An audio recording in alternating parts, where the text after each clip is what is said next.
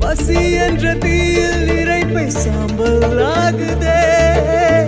மனிதநேயம் எங்கே இங்கே செத்து போனதே.